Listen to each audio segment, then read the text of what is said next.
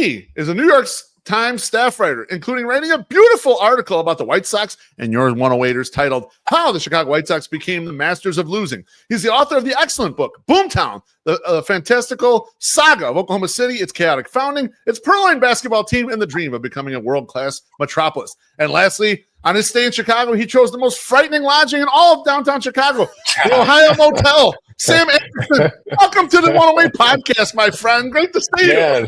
What's up, man? I blanked that out. I forgot about the Ohio Motel. Oh, my God. You were telling us about that. We were like, wait a minute. You're staying where? And we were like, yeah, that's the motel that was like frightening. I don't You're mess like, around.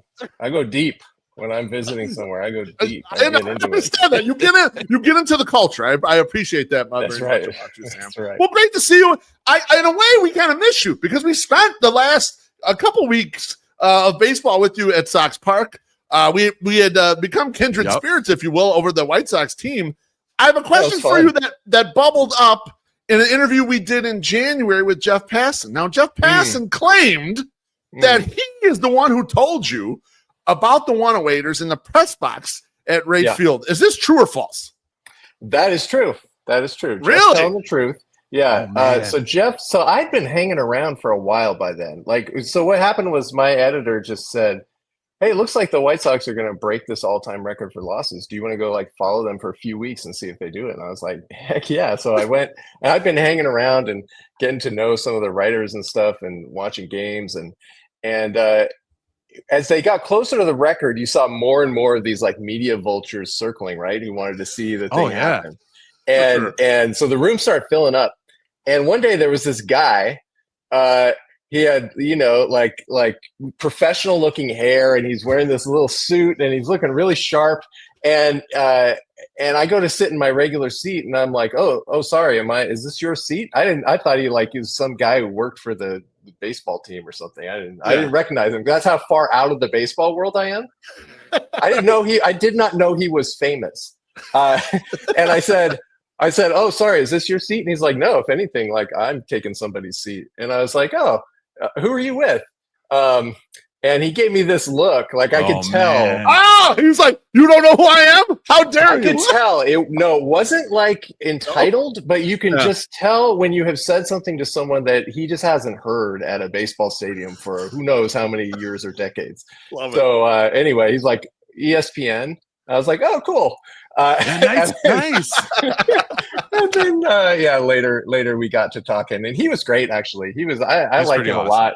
He was really smart, and he was kind of catching me up because I followed baseball a lot when I was a kid.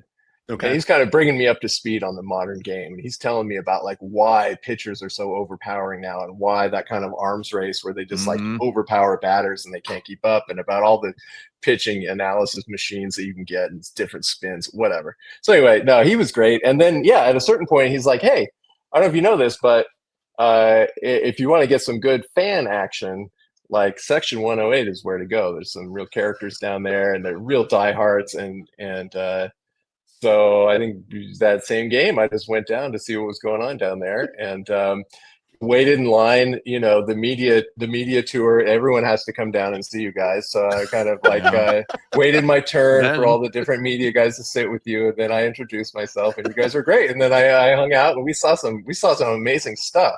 Absolutely, yeah. That Oakland game that you feature in the story with the walk-off of Benintendi off the foul pole, basically, was a crazy game.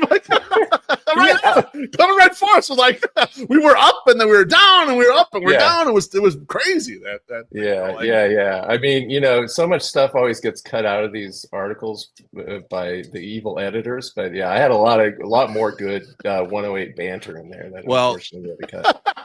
That must have been where I got mentioned in the New York Times article too. Yeah, that was because I was totally not mentioned, and it's wow. It's BeefLoaf, the only guy in the 108, not MySoxSummer or BeefLoaf's brother. I wanted to bring this up, Sam. I wanted to bring this up.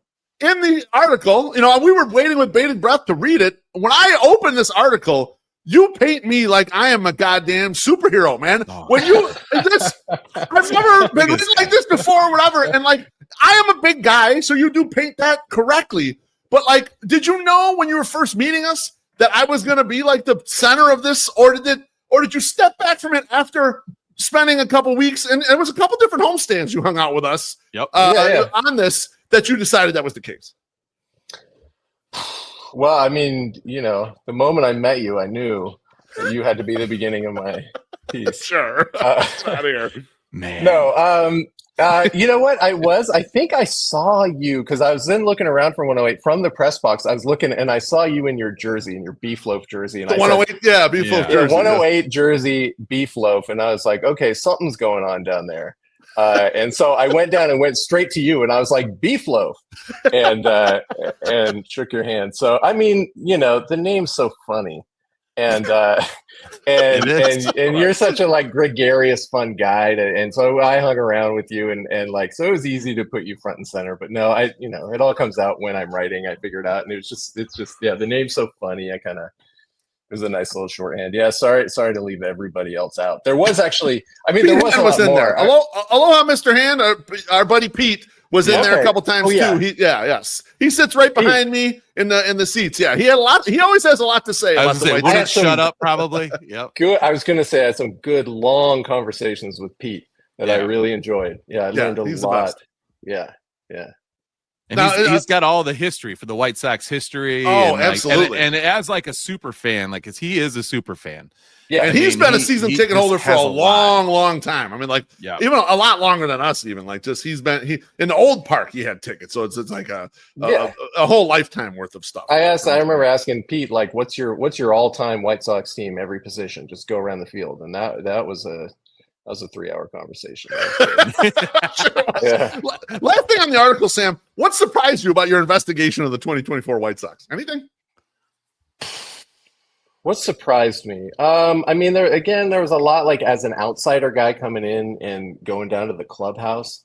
A lot surprised me in terms of like the unspoken rules of how to act around professional baseball players. Oh, like you shouldn't talk to the starting pitcher on the day they're starting, right, shit like that. Right? How could you know that? How are you supposed to know that? Give you me a don't heads know up, anyone.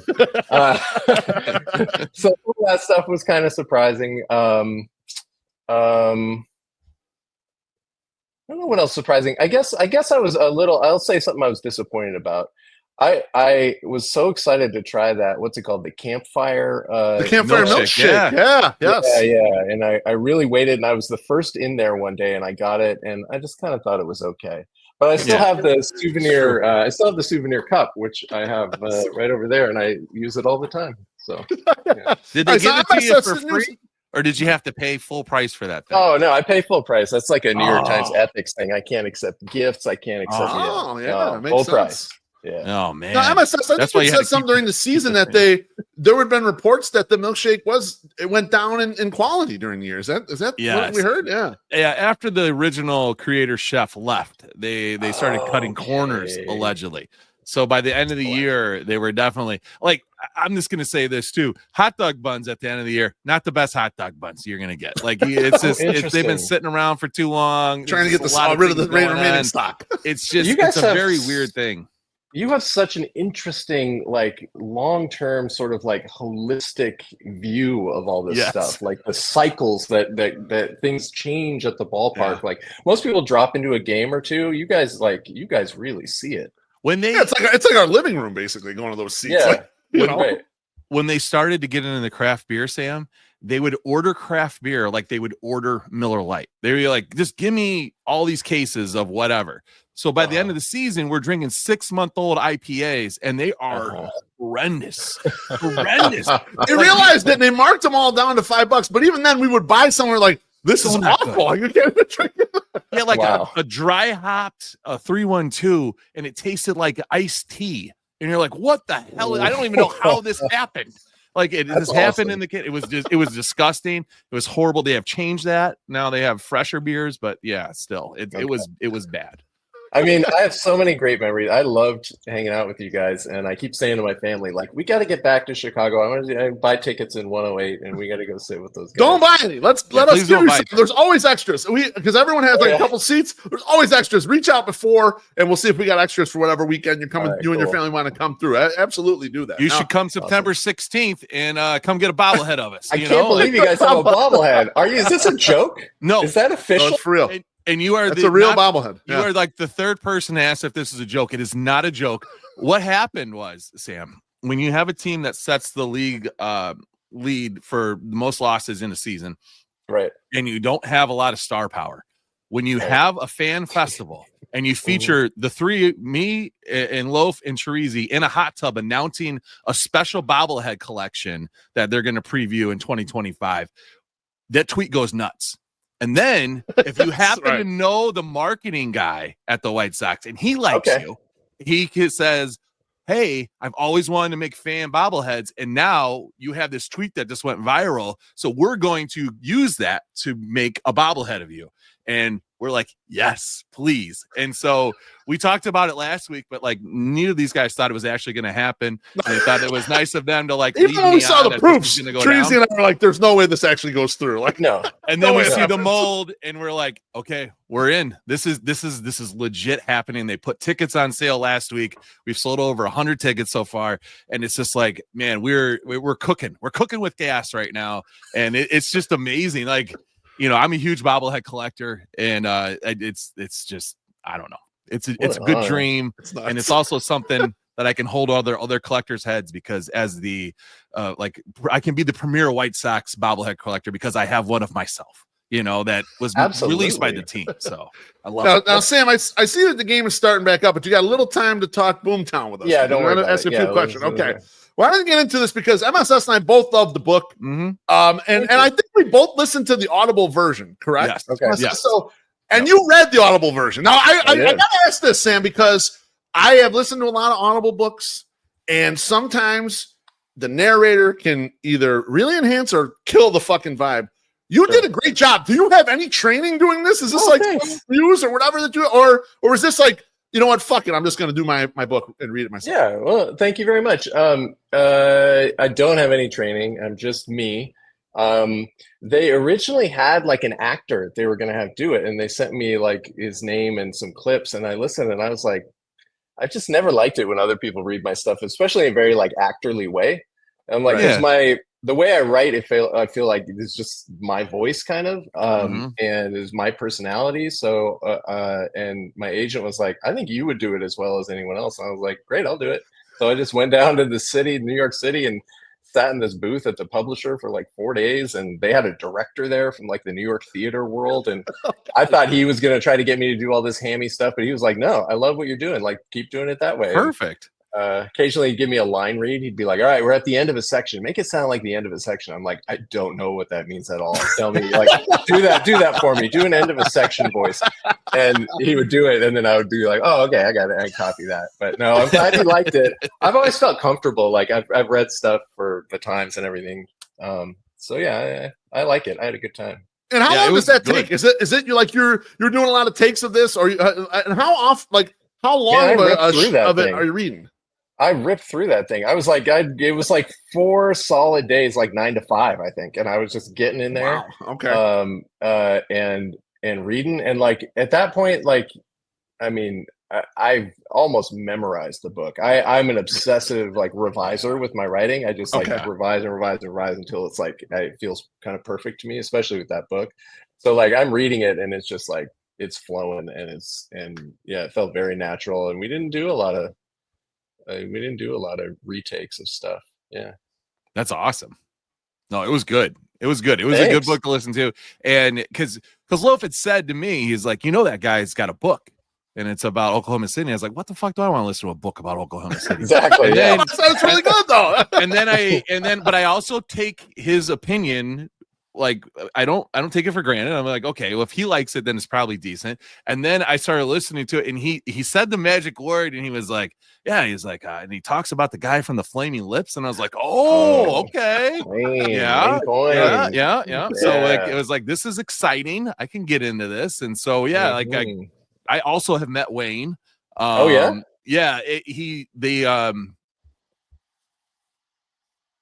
Of course, it goes into the black. Hey, Loaf, is it okay if I jump ahead to Wayne real quick? Go for it. Yeah, get to Wayne right away.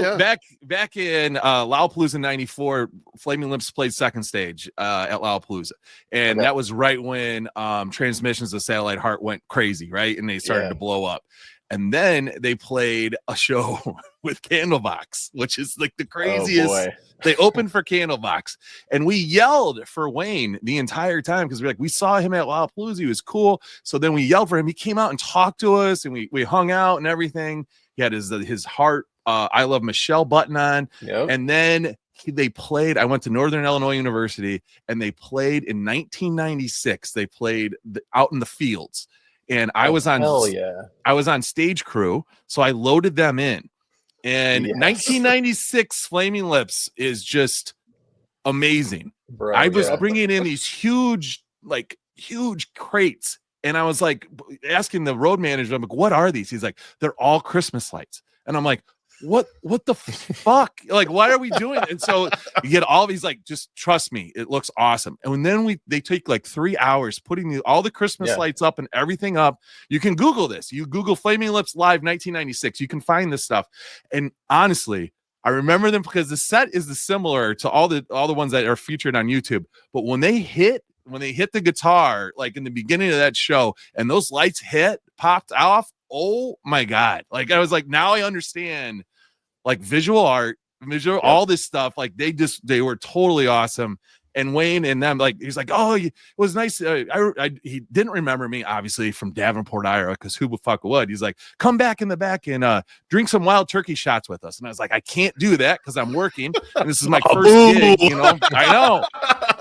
But, like, yeah, no, like the stuff about Wayne in there, and just like everything I would imagine hanging out with Wayne in his hometown, like 100%. Like like the painting of the street. We're going to do art. We're going to do this. It sounded great. So you've done some really good drugs with Wayne Cohen, I assume.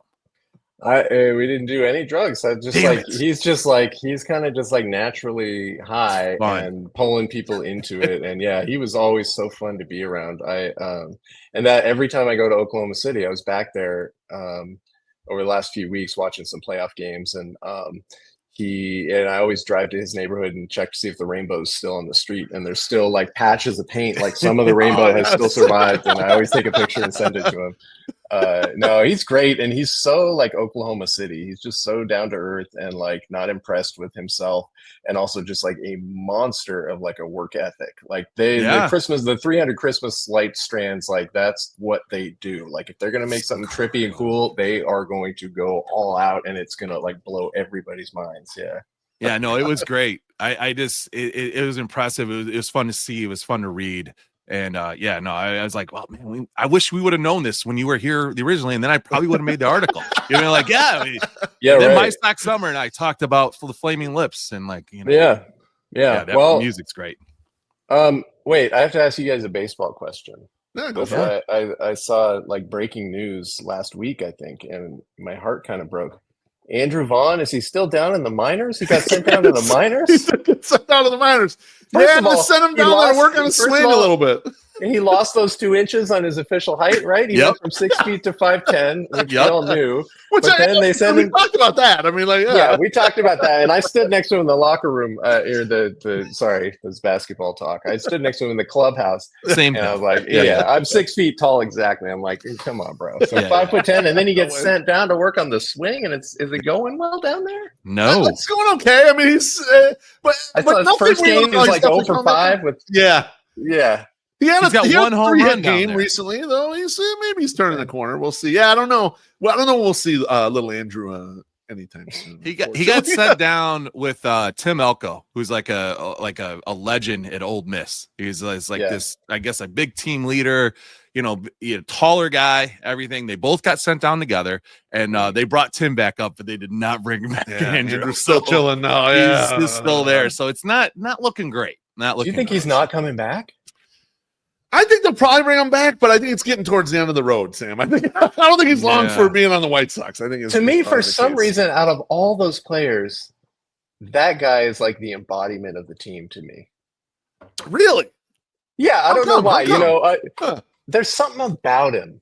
Did they push you towards him to like make you have to talk to Andrew Vaughn? Oh my God, are you kidding me? No, he didn't want to talk. I tried talking to him a couple times. He didn't want to say a thing. He didn't like. all the other stuff everyone wanted to talk to me about. He just did shut down everything. Just didn't want to talk. No, it wasn't any of that. It wasn't because no, he just seemed to me like in my mind when I imagine one Chicago White Sox from the 2024 debacle of a season, it's Andrew Vaughn. Yeah, he personifies like disappointment. Yeah, I get it. Kinda, yeah. And I was like kind of rooting for him all the time. I was like, when I first started watching them, like in the middle of the season, I was like, I kind of like that guy. He's number 3 pick. I want him to do well. And then like he just didn't. And then there, the errors at first base. He didn't run out that. Remember that play? He didn't run out. Yes. And like it was just all that stuff while I was there, and I was like, he just kind of came to embody it for me. So I guess it makes sense that he was sent down. They're trying to shed those vibes, Sam. Yeah. I'm not. Am I sounding mean? I'm not trying to be. No, mean. No, you're not. No, You are not. Okay. Trust me. In this audience too, they're not the biggest Andrew Vaughn fans. They've been disappointed with his career so far as well, and it's yeah. I mean, this is the natural turn sometimes with them. How are we doing this year? I haven't been following that close. The White we're Sox not the worst team because the Rockies, right? Right, that's right. And so we had go to Colorado now. That was what we were going to ask. Are you booked for Colorado already? I keep thinking about that. If they're close, I think I have to. Right? Yeah. Oh, and the comments have been asking about it. They were asking. Yeah. And then John Carney says, Sam, get ready to learn Colorado Rockies. There you go, guys. Yeah, thank you. I appreciate you thinking of me. Yeah, we're on the same wavelength. I'm thinking the same thing. Do you think that the New York Times could float you some extra money so that you can bring the 108 to Denver and we can watch it all together if they break the record? That's a very cool idea. That's a very cool idea. We do have our own bobblehead, Sam. I mean, we can that's something to say. Like, listen, these guys are huge. They have their own bobblehead given out by the team. Then they'll be like, we can't take for their own ticket. Yeah, that's true. How long is that drive? I think it's about 12 hours. Yeah, it's a long time. It's a long drive for here. So. I think just thinking about it for a second, Doable. I'm pretty sure I could guarantee that they'll fly Beef out, the star of the article. So Beef will be out there with me. Sorry, MSS. Sorry about that, bro. Train. I'll take the train out there. I want to try some edibles there. We'll see how that goes. I don't think you're going to make the article. That's a long trip. Yeah, that doesn't seem like it. No, we'll see. Sorry. No, you got me talking baseball. I got to check back into the White Sox season. I kind of miss those guys. I kind of want to know how Silver doing. As our center fielder, is he a superstar again? He is not. No, he's still struggling. He's still, Luis Robert Jr. is having a rough ride. They set him down for a couple days recently, try to get him to reset, and so he's supposed to play tomorrow. So it was just a 1 year like fluky hot season. Yeah, like his superstar season in 2023. That's what it's looking like. He had a couple shorter seasons where he got hurt and didn't play as much, but looked like the superstar. And then 2024 was rough, and this year's been even rougher and been worse year for him. Hold on, lightning round before I let you ask your next questions. I'm checking in on my old buddies. Sean Burke, I was there for his very first ever innings that he pitched, and he was so happy. He looked great.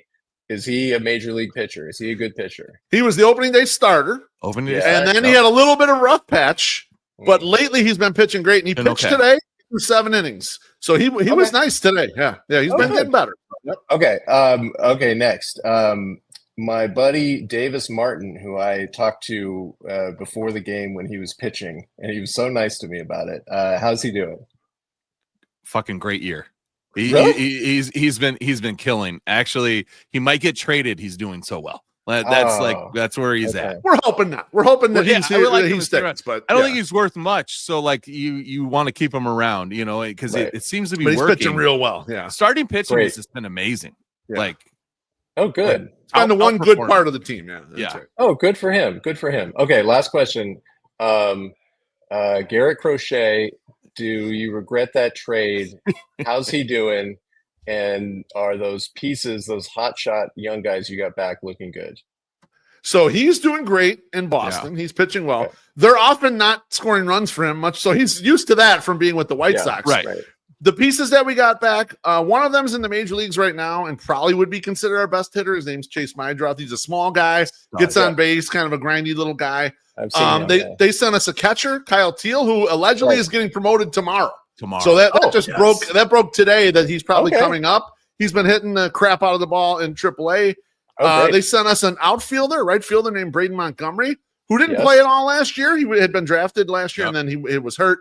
He is rocketing up the minor leagues. He's hitting as well. He's performing very well. And then the last guy they sent us is Winkleman Gonzalez. He was like the fourth piece or whatever, and he's in the bullpen in AAA, and he's probably close to promotion at some point as well. So yes, they're all performing. Yeah, sounds like a great trade. Yeah, yeah, it's okay. Working so out. Far, right? I'm excited. This is fun. I feel like I'm hanging out in 108 with you guys again. This is what it was like. I was just like, what about that guy? Now, Sam, you did also work in the book with a character that was larger than life, Gary England. Now, we've had Tom Skilling here in Chicago. It's like a famous weatherman, but nothing compared to Gary, who's basically like saving lives. He's like part analyst, part artist. The way he's renowned down there. You mentioned Wayne, but what about Gary as the most Oklahoman Cityan that there is on earth? That was incredible. That was another one of those things where like this whole book project just felt like charmed because everything just kept coming together, and like I kept just running into all these coincidental things, this like chance things that were epic, and that was one of them. Like I went down to write about this huge tornado that hit Moore. I went after the tornado, and so I was talking to Gary, who is this total legend, saves people's lives, talking to him through the TV, and to interview him about this tornado that passed. And then it just so happened while I was there, the widest tornado in recorded history started coming right at us in Oklahoma City in the weather station while I was with Gary England. A 2-mile wide tornado, creating all kinds of chaos and havoc. And I was with him while he was broadcasting all through that. And then I was with him when the storm finally passed, and he just like staggered out of his like little command module of weather screens and essentially just retired like right there. I was there with him on his last storm, and it was like 50-year career or whatever. So that was really epic. And I kind of can't believe it happened. A lot of that stuff, I can't believe it happened. Yeah. It was a wild story to hear all that, and him going through all that and just becoming this huge legend, and how much of a difference he makes. You think of the weatherman as someone who's like charismatic, kind of funny on TV, but in Chicago, we don't have weather that is like, it's snowing. Okay, everyone stay inside for a couple days. It's whatever. Cold. There's not. Everyone's gonna die if you don't get to a certain place. Right. So like it is Oklahoma City. It's crazy. Those moments where he's like talking, he's like, all right, if you're a child and you're at home alone, this is what I need you to do. Like get in the bathtub, pull a mattress over you. Like just unbelievable. Yeah. Man, that's nuts. Last one I got, especially because the Thunder are in the finals. I loved all the stuff on Sam Presti, but I gotta go with a Marry Fuck Kill for you here. Marry Fuck Kill, Kevin Durant, Russell Westbrook, James Harden. Sam, go for it.